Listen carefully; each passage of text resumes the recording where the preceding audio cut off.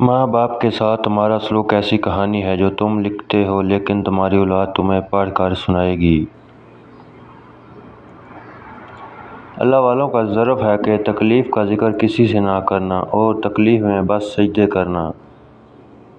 खामोशी भी एक ज़ुबान है जिसे कान लगाकर नहीं दिल लगाकर सुनना पड़ता है। दौलत इतनी कमाएं जब आप बीमार हों तो आपके बच्चे डॉक्टर को लाएं, वकील को नहीं। इबादत ज़रूर कीजिए मगर मामलात पर भी तवज्जो दें। काबे के चक्कर लगाने से लोगों को दिए हुए चक्कर माफ़ नहीं होते। बर्बाद करने में भी अक्सर उन्हीं का हाथ होता है। गले लगाकर जो कहते हैं हमेशा खुश रहो। राज की बात, जिस घर में ये दो चीज़ें दाखिल हो जाएं वो घर बर्बाद हो जाता है।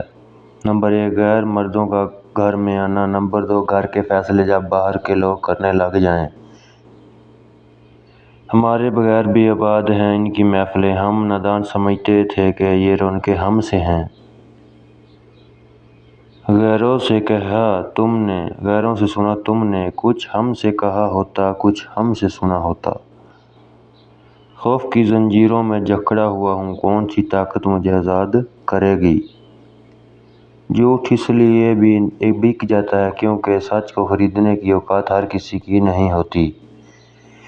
बाप के बगैर अच्छा शौहर बीवी के सर की छत होता है, इसका मान होता है।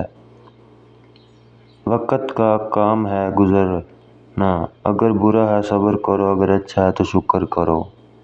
अपनी बेटी का रिश्ता कभी ऐसे घर में मत करना जहां घर के फैसले औरत करती हो और मर्द इस फैसले पर अमल करते हों। दोस्तों, लाइक और सब्सक्राइब करें।